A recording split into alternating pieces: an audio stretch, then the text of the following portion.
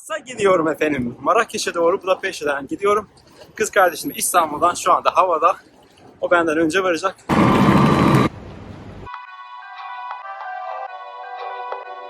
Özellikle o meşhur Moyer mavisiyle boyanmış yapılar, kaktüsler, bambular ve yüzlerce farklı bitki türüyle burası şehrin ortasında bir vaha gibi. Şimdi artık o Curca'nın olmuş olduğu Old Town'a geçiyoruz. Anlatmaya gerek yok. Görüyorsunuz. Kutubiye Camisi ile ilgili şu bilgi verebilirim. Hem o dönemde önemli bilgiler burada paylaşılıyordu, hem birçok insan burada idam ediliyordu.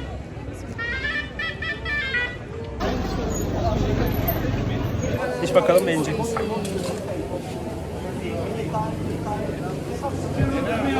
Güzel bence. İkinci günden merhabalar. Bilet'e geldik. Bilet sırasındayız. Ama bugün Fas'ı çok sevdik. Muazzam. Arkadaşlar şuradakilerin hepsi el işi oyma ve hiçbir şekilde bağlantılarda çivi kullanılmamış. Abi ne yapıyorsun? Her şey kaldı yazık ya. Biz kahvaltı yapmamıştık.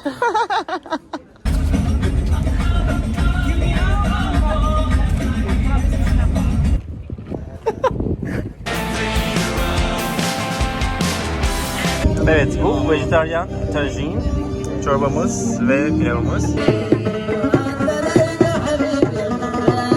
Gayet güzel bir akşam.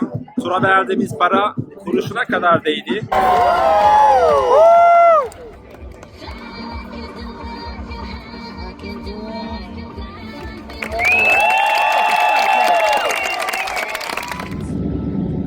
Evet, trenize bindik. 3 saatlik Casablanca yolculuğundayız.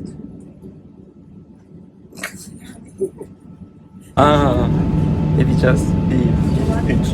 İyi bayramlar.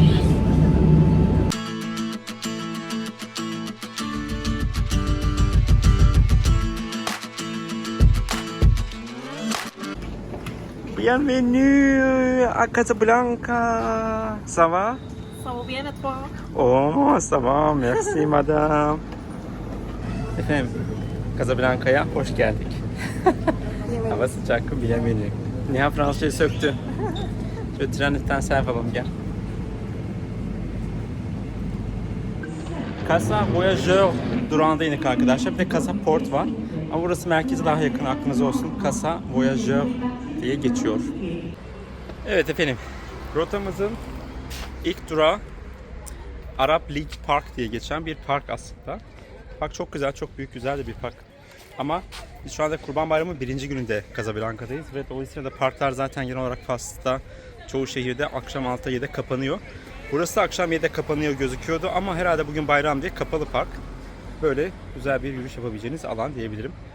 Evet, buradan yolumuza devam ediyoruz. Bu arada şunu söyleyebiliriz ki Marrakeş'ten sonra burası biraz daha rüzgarlı, daha böyle yüzünüze sıcak havanın üflemediği bir atmosferde. Onun için bir tık daha hoş o anlamda diyebilirim. Afiyet olsun ya.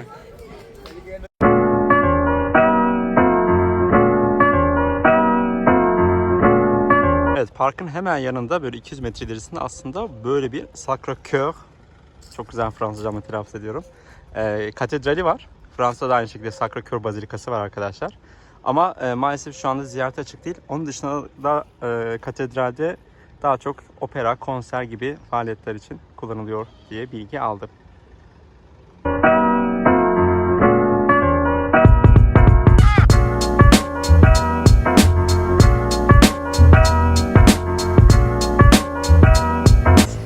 Saat Kulesi ve burası da aslında Old Town diyebileceğimiz, daha doğrusu Casablanca'daki Medina bölgesi. Bütün çarşılar vesaire bu surların içerisinde yer alıyor. Oraya doğru yürüyoruz.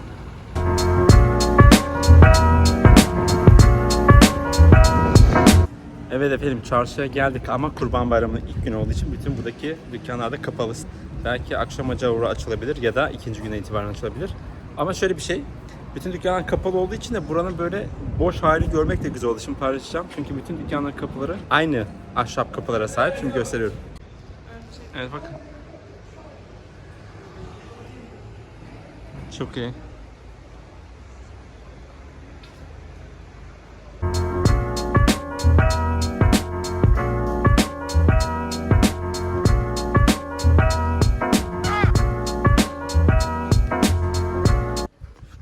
Camilerde abdest böyle alınıyor, şu küçük kovalarda. Su alıyorsun. Sonra burada aynı su içerisinde abdest alıyorlar. Çok hijyenik ve doğru değil ama işte şimdi deneyeceğim ben de.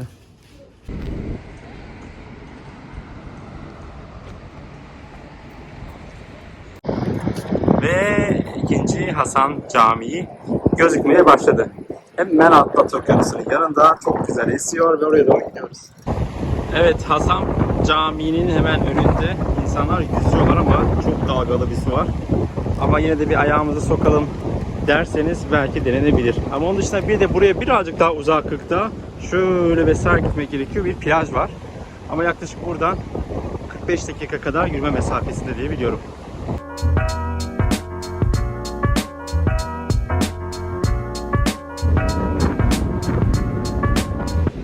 Evet, Kurban Bayramı'ndan dolayı AVM'ler, restoranlar, kafeler, her yer kapalı. Dolayısıyla aç kaldık ve bir yer bulduk daha sonrasında, bir fast food mağazası.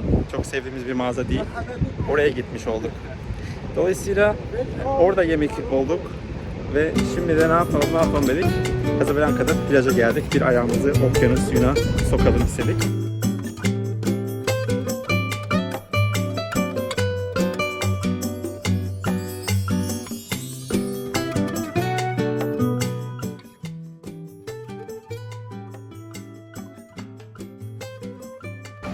Ve Atlas Okyanusu'na da girdik arkadaşlar. Su gerçekten soğuk. Dışarısı sıcak olmasına rağmen, ama saat de şu an 5'e doğru geliyor. Ama gündüz vakti oldukça soğuk olduğunu söylemişlerdi zaten. Ama Atlas Okyanusu'nun soğukluğunu bacaklarımda hissediyorum şu an. Jessica, what are you doing, Jessica? You can't swim, Jessica. Oh no, please help Jessica. Please save her. She can't swim, Jessica. Jessica, run. Oh no, no, Jessica. Jessica, what are you doing? You know you can't swim. Get away from the water, Jessica. Jessica, no. Oh my God. No, Jessica. No, the water is pulling her back in. Where's the lifeguard? Lifeguard, hurry up. She can't swim. Jessica, no. Jesus. Jessica, no. Jessica. Lifeguard, please. Evet efendim, akşam vakti oldu ve cami içerisini görmek için tekrar camiye geldik. Afrika'nın en büyük camisi. Dolayısıyla ikinci mi? Birinci nerede? Hayır, Afrika'nın en büyük camisi. Hayır ya, ikinci. Bakacağız. Ben Afrika'nın en büyük camisi aklıma kaldı bir yerde okudum. Onun için gerçekten merak ediyorum. Biraz kalabalık var. Ve Müslüman mısınız diye sordular bize. Evet, Müslümanız dedik, ibadet edeceğiz dedik. Diğer türlü çünkü içeri girilmiyor. Bakalım. İçeriden de görüntü paylaşmaya çalışıyorum. Dünyanın en uzun minareli camisi ve bir özelliği ise Atlas Okyanusu'nun üzerine inşa edilmiş olması. 1993 yılında inşa edilmiş arkadaşlar. İçerideki kapasite 20.000 ve avludaki kapasitesi ise 80.000. Toplam 100.000 kişi aynı zamanda ibadet yapabiliyor.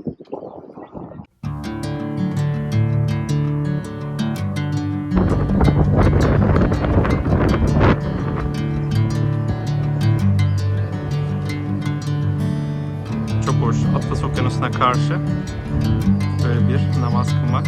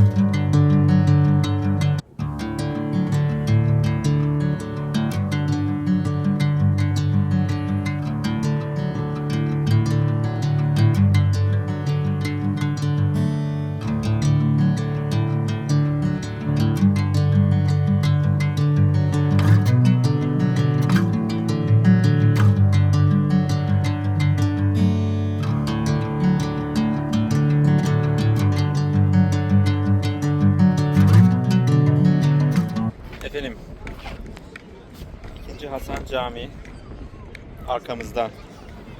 Benim şimdiye kadar gezip gördüğüm en sevdiğim cami oldu. Yani o kadar güzel ki içerisi çok ferah. Bir de akşam geldik. Gündüz gelsek bence gün ışığıyla çok daha güzel olur. Ama o kadar çok detay var ki o detayların mini mini işlenmiş olması, böyle baktım sağa sola baktım, çok çok iyiydi. Gerçekten çok beğendim. Eğer buraya gelirseniz muhakkak içerisini incelemenizi istiyorum. Tasarımcıysanız, mimarsanız daha da gelmenizi, incelemenizi istiyorum.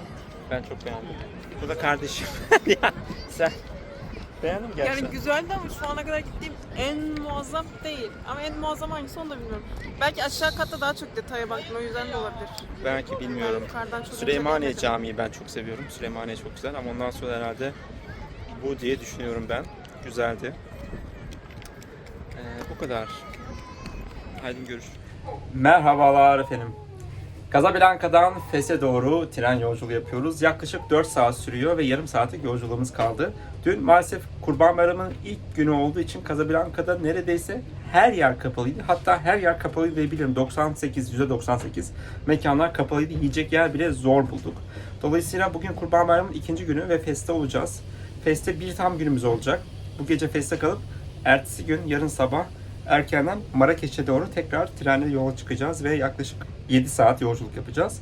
Dolayısıyla bugünü dolu dolu geçirmek istiyoruz ve umuyoruz ki Kurban Bayramı'nın ikinci günü almış olduğumuz bilgilere göre biraz daha artık mekanlar açılmaya başlayacak dediler. Şunu söyleyebiliriz ki geldiğimizden beri biz ilk başta Marrakeş'e çok böyle kötü kokulu bir yerden girdik ve böyle bir midemiz bir kalktı. Ondan beri tiksiniyoruz. Çoğu şeyi tiksiniyoruz yani. Belki bu psikolojik bir şeydir. Kardeşim biraz midesi bozuldu vesaire.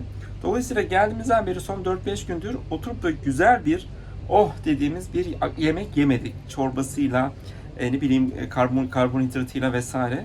Dolayısıyla Fas'ta böyle bir yemek yiyip günümüze başlamak istiyoruz. Böyle. Bakalım. Fas'ta diyorum. Fes nasıl geçecek? Sizlerle bu videoda paylaşacağım. Görüşmek üzere. Eğer bu kanala henüz abone değilseniz lütfen abone olmayı unutmayınız. Videonun sonunda videoyu beğenirseniz de beğen tuşuna basınız. Hatta ve hatta arkadaşlarınızla, sevdiklerinizle paylaş kısmında paylaşınız efendim. Görüşmek üzere. Kardeşim hazırlıklarını yapıyor. Güzellik kremini sürdü. Evet. Güneş kremi istiyor musun? Ben de hoştan güzel olduğumu düşünüyorum. Güneş kremi diyorum, çirkin diyorsun demiyorum. Çekme ya. Benim kararlılık duruş.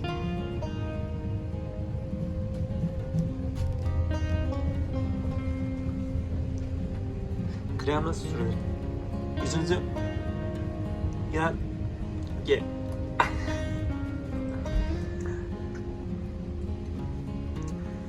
Dertsizim sen yok dayı dertsiz gelen dünyayı. O kemen çeçe dayı vurdun kamyonlayı.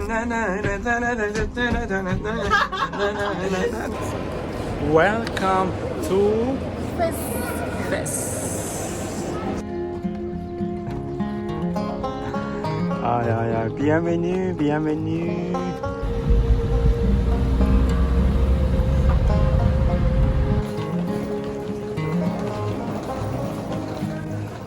Evet, Fes içerisinde sokaklar çok dar olduğu için taksi bir yere kadar bizi bırakabildi ve oradan 500 metre otele yürüyoruz.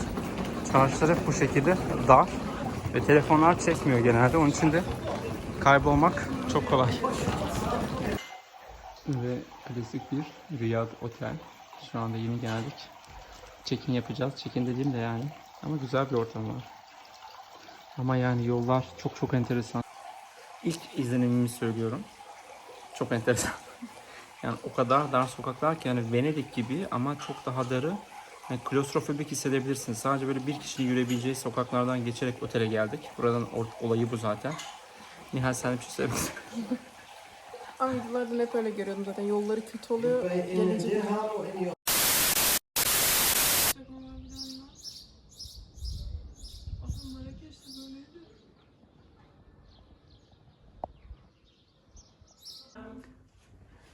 Evet, Riyad'ımızın odaları şu şekilde. Şunlar oda. Şurada oturma alanları var. Alt kat. Daha da alt kat var. Üst katta çok hoş bir teras var. Az önce gösterdim. Şimdi bir alt katta da yemek için alan var. Evet, burası da bakın mesela bir oda.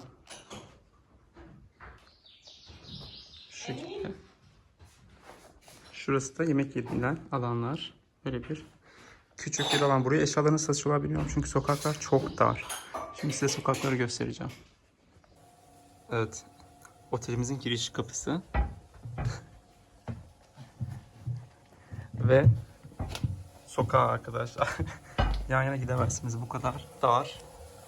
Ve bütün fes bu şekilde yani hani evler, normal insanların yaşadıkları evler de böyle zaten. Eski evleri şey yapmışlar. Ne derler? İşte bir kısmı otele çevirmişler.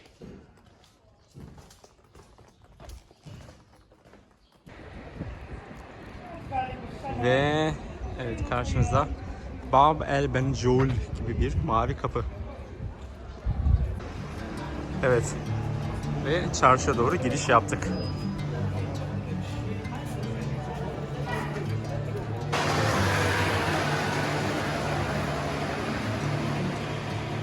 Nihal.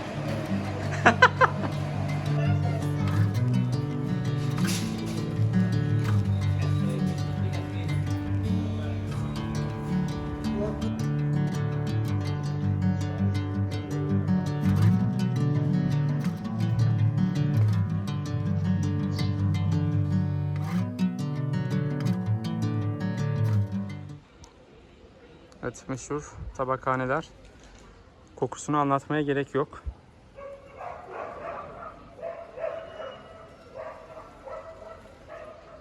Nihal. Anlatmaya çok gerek mutlu. yok, görüyoruz. Evet. Evet, şehrin içerisine girdik ve şu anda otelimize dönüyoruz akşam akşam. Bu şekilde bütün şehir yani gerçekten böyle labirent şeklinde insanlar çok çekmemeye çalışıyor. Böyle yaşıyorlar yani ama yani bu şekilde bitmiyor. Çok daha daralıyor, çok daha büyüyor. Ve böyle sürekli sağdan da çıksanız, soldan çıksanız bir şekilde ulaşıyorsunuz gideceğiniz yerlere ama çok büyük bir dolanbaç. Şimdi tekrar dönüyoruz. Daha tekrar dönüyoruz. Ve insanlara bakın yani hani şey anlamaya çalışıyoruz. Okula nasıl gidiyor? Okul nerede? Bu insanlar nasıl yaşıyor? Ambulans buraya nasıl gidiyor? Ne kadar güzel bir ışık. Nihal hemen gel bir selfie. Nihal çok Kadın mutlu. az önce şey yaptı gördün mü? Ne? Kendini kapattı. Onu çekiyorsun diye baktı telefona Aa, sonra. evet bir de insanlar burada şey. İlk kez o kadar yani YouTube'a da video çekiyorum. O kadar yer gezdim. İlk kez bu kadar kamera konusunda kendini kapatıyorlar. Sebeplerinden bir tanesinin şu olduğunu düşünüyorum. Faslı bir arkadaşım söyledi. Fas'ta büyücülük çok yaygınmış. Hatta arkadaşım sosyal medya bile kullanmıyor. Çünkü şey diyor, fotoğraflarımızdan yengemin ailesi bize büyü yapabiliyor falan dedi. Dolayısıyla ben bundan kaynaklı olduğunu düşünüyorum. Şöyle gidiyoruz şu anda. Çok halkın arasına karıştık ama bakın bir market arkamızda. Alışveriş yapılıyor. Şeyi söyleyeceğim yani burada mesela Venedik gibi sokakları çok dar. Nasıl eşya taşıyorlar, nasıl taşınıyorlar onu bilmiyorum açıkçası. Şimdi tekrar bakın arkamız çarşı. Devam ediyoruz.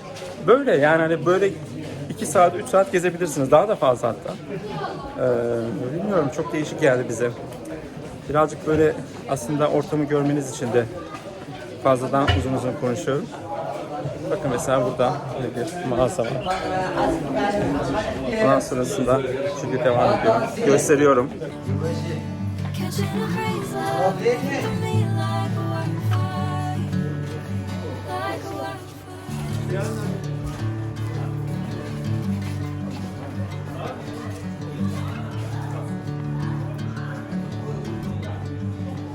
Kapıların hepsinin aynı olması güzel. Hoşumuza giden bir detay. Evet. Otelimize giriş yapacağız arkadaşlar. Yani sen bizi otelimize sokabilir misin?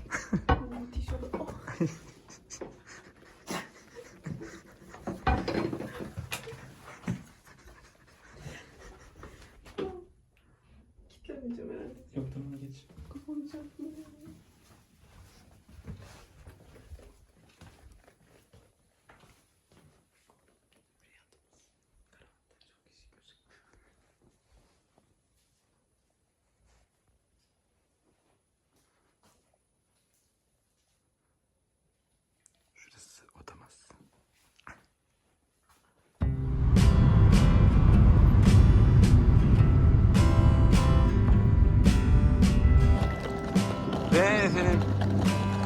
Fes'ten Marrakeş'e doğru tekrar yola çıkıyoruz. Ve Marrakeş'e tekrar evimize, yurdumuza döndük. Nasıl hissediyorsun Nihal? Biraz nefes almak istiyorum. Nefes alalım. Evet efendim. 7 saatlik yolculuğun ardından saçımız başımız tabii karıştı. Şöyle bir süslenelim.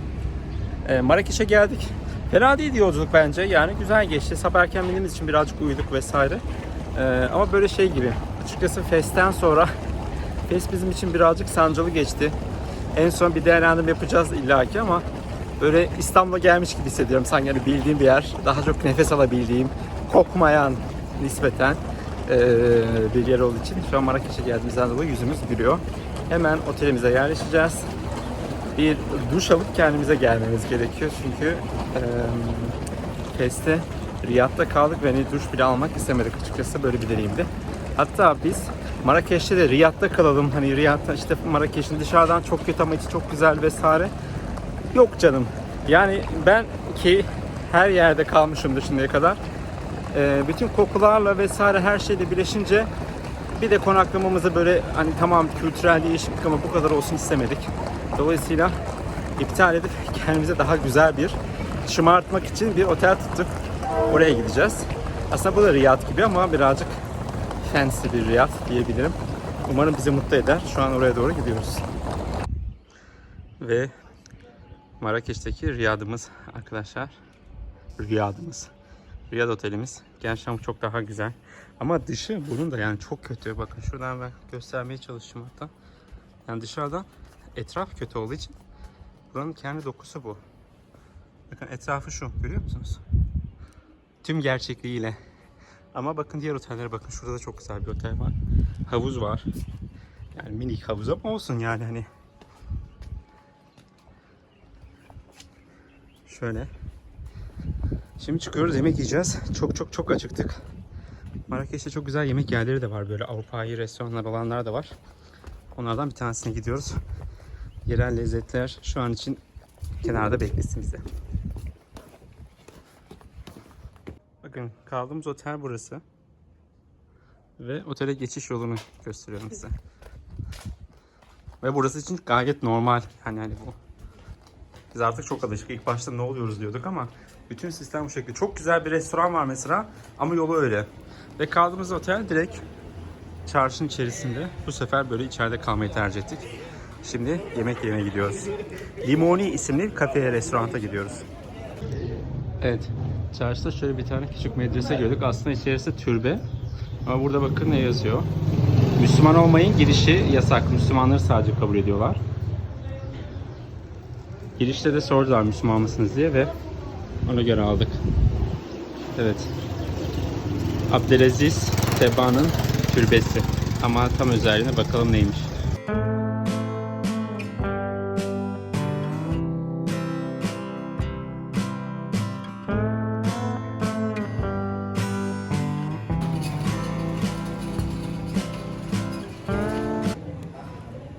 Yemek için Limoni'ye geldik. Ama gerçekten dışarıdan çok küçük gözüküyor kapısı ama içerisi çok hoş. Müziği çok güzel, ambiyans çok güzel. Menüdeki fiyatları gayet bakın. Yani çok normal ve hoş. İtalyan pizza fiyatlarına bakın. Burası için pahalı olabilir ama Türkiye ile kıyasladığım zaman neredeyse aynı fiyata denk geliyor ki buranın lüks mekanı olarak geçiyor. Dolayısıyla hani Türkiye'den geliyorsunuz bütçe olarak baktığınız zaman genelde sokak lezzetleri bence Avrupa'ya benzer. Çünkü çok turistik bölge olduğu için fiyatı yükseltiyorlar. Yani hiç buradaki lokal bir insanın o fiyatları verip alacağını düşünmüyorum.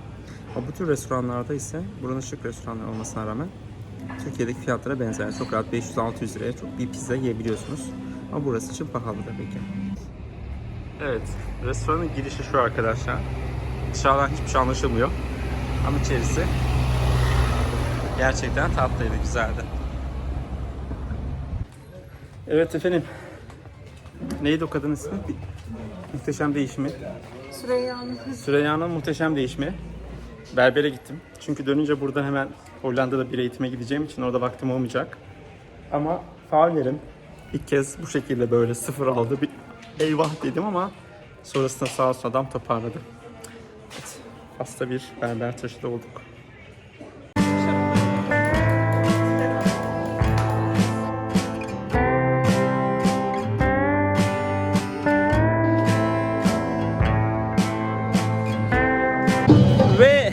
Marrakeş sokaklarında son akşam. Şimdi size etrafı gösteriyorum.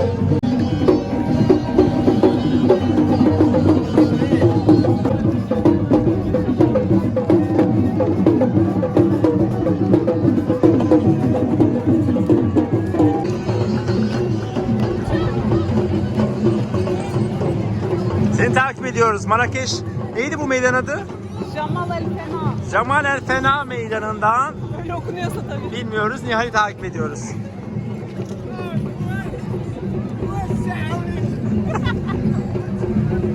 Nihal 3 gün daha kalsa olacak aslında. El kınası yapanlar var gördüğünüz üzere. Müzik grupları var ortada ama hiç tekil değiller. Oraya gidip de bir kapkaççıya cebimizdekileri kaptırmak istemedik. Böyle ana baba günü şurada gördük bir çok enteresan ya. Çok büyük bir panayır. Her yerden insan var. Herkes ekmeğinin peşinde gördüğünüz gibi.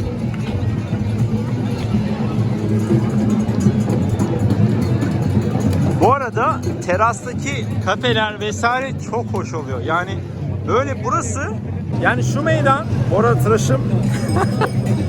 Bu meydan, şimdi bakın yandan bir adam geçecek.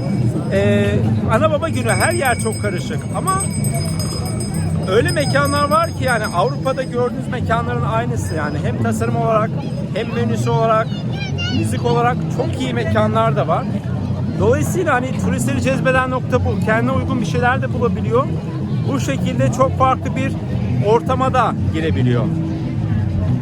Yani Marrakeş'e 2-3 günlük ucuz bilet bulursanız, hava da güzelse bir kaçamak yapıp böyle bir değişik bir ortam görmeye gelinebilir bence. Ama hemen gösteriyorum.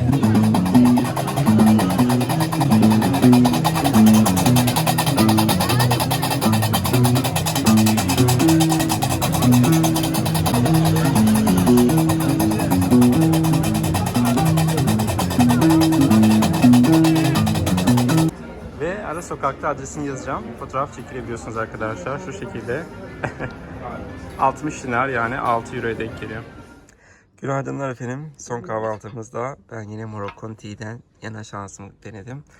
Kardeşim ise bir Avrupalılık yapıp kahve aldı. Çikolatanı alırım. Ve pankek yapılmış ve şu çok tatlı gerçekten. Böyle tutma yeri çok hoş. Ondan sonrasında güzel bir kahvaltı. Kahvaltıyı çok seven biri olarak. Günaydınlar efendim. Size şimdi Moroccan Tea gösteriyorum.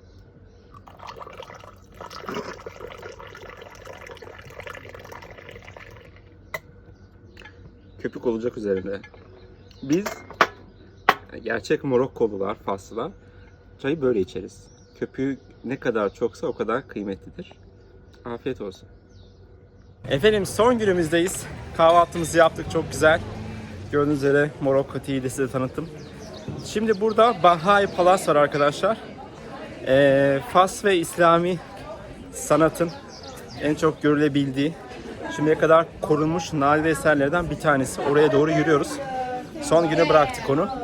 Hızlıca orayı ziyaret edip otelimize dönüp eşyalarımızı alıp havalimanına doğru yola çıkacağız. Ama artık Kurban Bayramı'nın 4. günündeyiz. Ve yavaş yavaş da mekanlar canlanmaya başladı tekrar. Ama dün de çok güzeldi çünkü böyle hani mekanların %60'ı çıktı. Çok aşırı yoğunluk yoktu. O açıdan güzeldi bence. Ama güzel. Sabah erken saatlerinde de güneş henüz çıkmamışken böyle çarşıları gezmek gerçekten keyifli, gösteriyorum size böyle. Evet, Bahai Palace'ta görüşmek üzere. Kardeşim evet, kendisi yanımda. Konuşabiliyor aslında. Normalde kendisi de konuşabilir. Ama böyle yani. Kardeşim hadi. Al. Konuşabiliyor.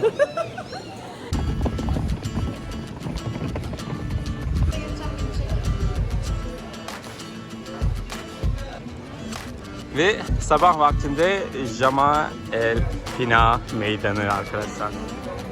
UNESCO tarafından kültürel miras olarak korunan meydan. Dün akşam bayağı hareketliydi. Şimdi aslında hareketli gerçekten. Böyle.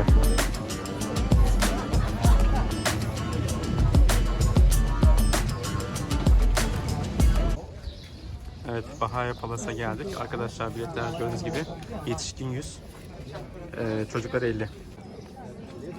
Evet, çok hızlı girdik. İnşallah çok sıra yoktur içeride. Biletimizi aldık.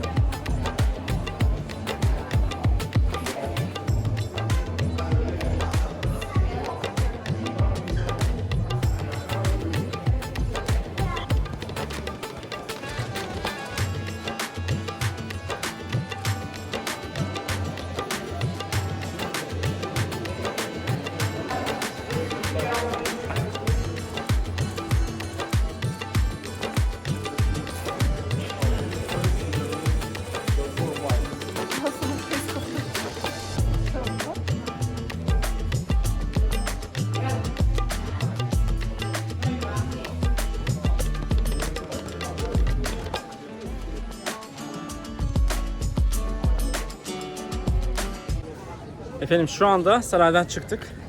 Nasıldı Nihal? Aa. Şimdi devam et. Başka şeylerde B koy yanına. Gayet güzeldi. Sadece bilgilendirmesi azdı bize göre. Hani neyin ne olduğu yazmıyordu. O da herhalde turla geldikleri için genel olarak. Başka da diğer açıdan güzeldi. Evet, bence kesin gelinmeli. Yani zaten Marrakeş'te bu Topkapı şekilde Palace olmasa da. gezilecek çok fazla yer yok. Var ama hani böyle sayılı. Dolayısıyla buraya girmek bence yapılması gereken aktivitelerden bir tanesi. Çok güzel detaylar vardı. Özellikle gerçekten geleneksel Türk sanatları okuyan, minyatür okuyan, tesip okuyan, hat okuyan, oymacılık, kakmacılık, ahşap, heykel, sanat tarihi, yani gerçekten buralar o anlamda çok zengin. Medrese daha Çok güzel güzel. bu arada. Medresenin süslemesi, işlemeleri çok daha detaylı, çok daha ince işli gerçekten. Burası çok güzel. Burası daha büyük saray. Ama ne derler, bazı kısmı restorasyondaydı. Ama yine de yani sarayı gezerken sadece bir yerde mutfak diyorum, banyo yazıyordu. Yani eski hamam kısımları yazıyordu ama onun dışında bir yerde diyordu işte Kapılar. toplantı alanı. Bir yerde de kapılar diyordu, hani Fas'ın kapıları biliyorsunuz meşhur, ama onun dışında bütün sarayı gezerken hangi odada ne oluyor, ne bitiyor onu çok anlayamadık.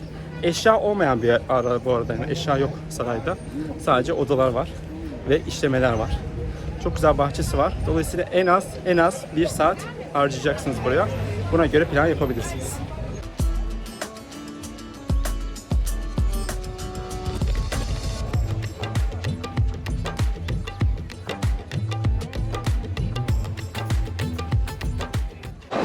Ve kapanış kısmını yapıyoruz. Evet, Nihal Yücel. Evet. Fas gezimize Marrakeş üzerinden ve genel olarak bu Fas tatili üzerinden kaç puan veriyorsun, neden?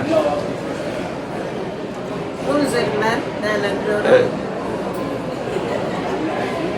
7,5 veriyorum. 7,5. Evet.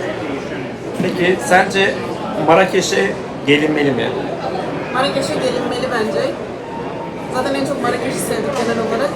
Bence Marrakeş'e gelinmeli. Diğer şehirler de güzel aslında ama biz belki yanlış yerlerine girdik, böyle yanlış deneyimler oldu. Ama bence genel Fas'a da gelinmeli, yani güzeldi aslında. Şöyle ki bizim yaşamış olduğumuz dezavantaj Kurban Bayramı'nda burada olmamız. Çünkü Casablanca'da bir gün kaldık ve Kurban Bayramı'nın ilk günüydü. Her yer kapalıydı.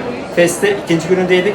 Her yer neredeyse kapalıydı ve sokaklarda da hayvan ne derler, atıkları ve her sokakta neredeyse bir kelle yakma durumu vardı. Dolayısıyla onun da sıcakla birleşince kokusu çok arttı. Dolayısıyla Fes ve Casablanca'yı biz bu tatil için değerlendirmenin dışına tutuyoruz. Ama bence de ben 6,5 veriyorum. 6,5'dan 7 belki olabilir Marrakeş için. Hafta sonudur ya da bir boşluğunuz vardır, ucuz bilet bulmuşsunuzdur. Kalkıp arkadaşlarınızla Marrakeş'e gelip 2 gün, 3 gün kalıp dönebilirsiniz. Marrakeş'le ilgili de şunu söyleyebilirim. Çok güzel mekanlar var. Yani tam para harcamaklık bir yer aslında gerçekten. Yabancılar için çok Avrupa'yı mekanlar var. Ama en büyük önerimiz şu ki öncesinden hem otelinizi, konaklamanızı ayarlayın, hem de burada çok güzel günlük turlar var. Onları ayarlayın. Son dakikaya kalınca fiyat 2 katına kadar çıkıyor. Konaklamada da, bu tür turlarda da. Dolayısıyla günübirlik çok rahat bir safari turu yapabilirsiniz. Günübirlik buradaki diğer şehrin adını unuttum şu anda. Neydi? Suvayi miydi? Suvayi isimli bir şehir var. Oraya günübirlik tur yapabilirsiniz dilerseniz. Marrakeş'in içerisinde çarşıları, medreseyi, sarayı vesaire gezebilirsiniz. Dolayısıyla havada çok sıcak değilse bence tadı çıkabilir. Farklı bir ortam. Uzun zamandır geziyorum ama ilk kez Afrika kıtasında bir yere geldim. İlk kez Müslüman bir ülkeye geldim. Dolayısıyla da benim için çok farklı detayları gördüm. Zorlayıcı da oldu. Çünkü Avrupa dışına çıkınca birçok sistem değişiyor. Telefonunuz üzerinde kullanabiliyorsunuz. Kartınız değişiyor vesaire ama genel olarak bence güzeldi. İyi ki de geldik yani farklı bir deneyim oldu. Ben böyle düşünüyorum. Beraber ilk yurt dışı deneyimimiz oldu. Beraber ilk yurt dışı deneyimimiz oldu. Evet yüzden kardeşimle. 8 yaptı. O yüzden 8 yaptı o. Ben 7'de kalıyorum. Beşi düşürürüm. Bir sonraki rotamız inşallah daha Asya olmak ya da Avrupa belki olabilir. Ama videoyu şimdiye kadar izlediyseniz umarız güzel, keyifli ve önemli bilgiler edinmişsinizdir. Beğenmeyi unutmayınız. Sen bu kısmı söyleyin yani konuklarıma söyletiyorum. Videomuzu beğenmeyi ve kanalımıza abone olmayı unutmayın. Teşekkür ederiz efendim.